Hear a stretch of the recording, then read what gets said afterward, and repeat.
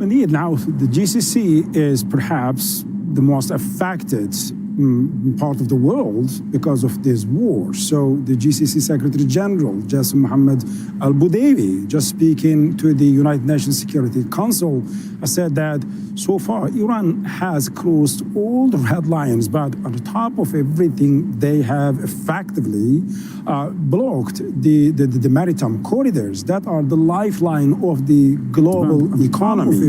And he has been talking about three demands specifically.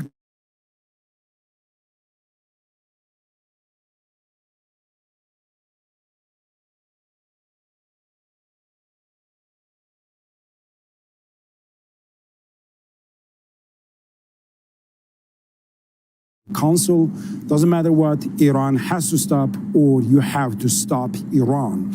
And the second one is to protect the maritime corridors. He said that now it's Strait of Hormuz, but also potentially the Bab el-Mandeb Strait also is threatened by the Houthis that protect the maritime Iran. And that will be quite detrimental to the global economy. But so far, for the GCC, it has already tremendous effect. So since the beginning of war, 400 million barrels of oil are already removed from the global market. And that is tremendously big. Just before the war, 20% of the oil, crude oil and 20% of the natural gas, or LNG, was passing through the Strait of Hormuz. Now it is dropped to 5% of the normal level. So it's understandable that the GCC is calling on the international community to secure the maritime corridors. But the third demand that I think is quite a new element, and the GCC is quite clear about it, saying that include GCC in all discussions, talks, and agreements with Iran. So that is important because before, there were talks between Iranians and Americans. Failure or the success at the end of the day was just related to these two parties. But this war has shown that when there is a war between these two parties, so it is the GCC that is paying the highest price. And that's why now they say, well, we are not going to remain silent or being sidelined.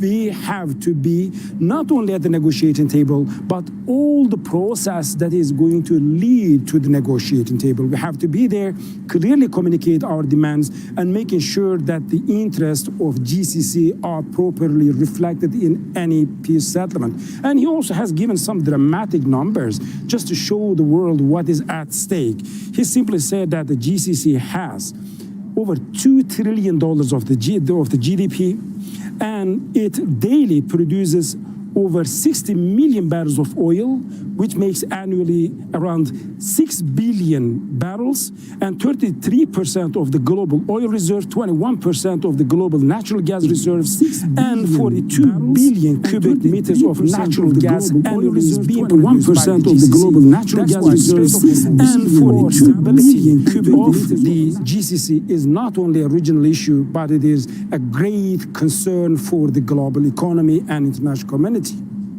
All right, that's a picture from Riyadh. Russell Soda, thank you for that. Let's spin over to Tehran, capital of Iran. Of course, Ali Hashim is there. So, Ali, how will the comments from the Gulf be received in Tehran? Well, it's just the same lines that we've been hearing from Tehran for the past weeks. Iran is not the one who started this war. Iran is reacting, retaliating towards American interests. This is what the Iranians and the Iranian foreign ministry have been saying for the past weeks, and it's going to repeat them. Once again, we were hearing actually from the minister, from the president. Actually now there is a line coming from President Pezeshkian during a phone call with the president of Azerbaijan. He says the whole world has been forced to pay the price because of the aggressive actions of the US and Israel. And this is also related to what's happening to the Gulf from the Iranian perspective, and of course the closure of the Strait of Hormuz, and as Rasul was saying, the potential closure of the Bab el-Mandeb. What Iran is always saying that it is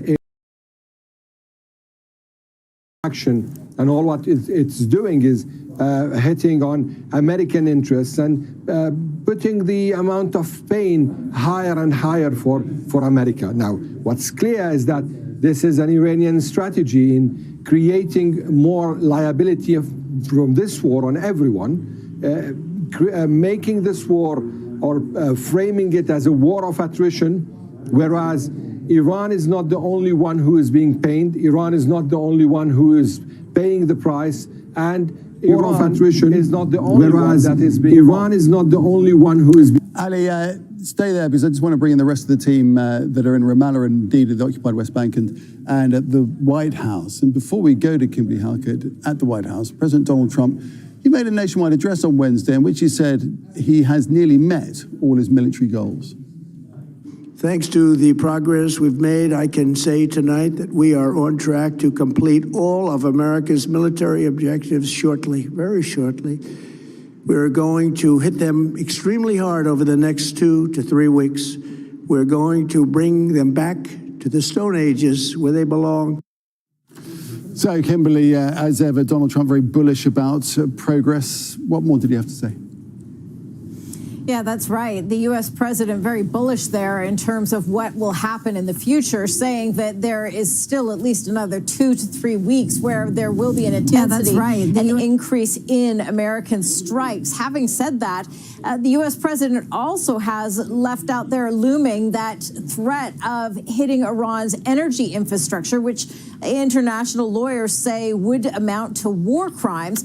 But in terms of the goals laid out by the U.S. president when this conflict began, two of the biggest issues that he said were needed to tackle was addressing the issue of Iran's regional proxies and also their missile industry. And as far as the speech that was given to Americans on Wednesday evening by the U.S. president, it's clear that neither of those goals have been achieved. So the U.S. president making clear that this conflict needs to continue.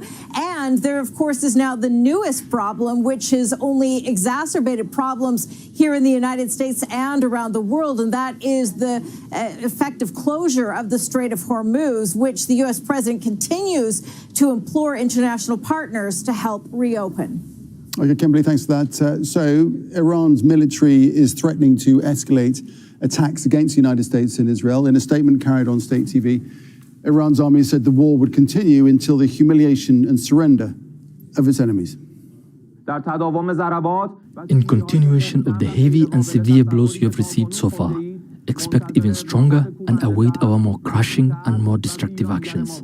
The facilities you have targeted so far are insignificant, and our strategic military production takes place in locations of which you have absolutely no knowledge and which you will never be able to reach. Back to Ali in Tehran. And Ali, all the talks and negotiations and posturing is on the periphery, of course. The bottom line is where the missiles land and the targeting continues across.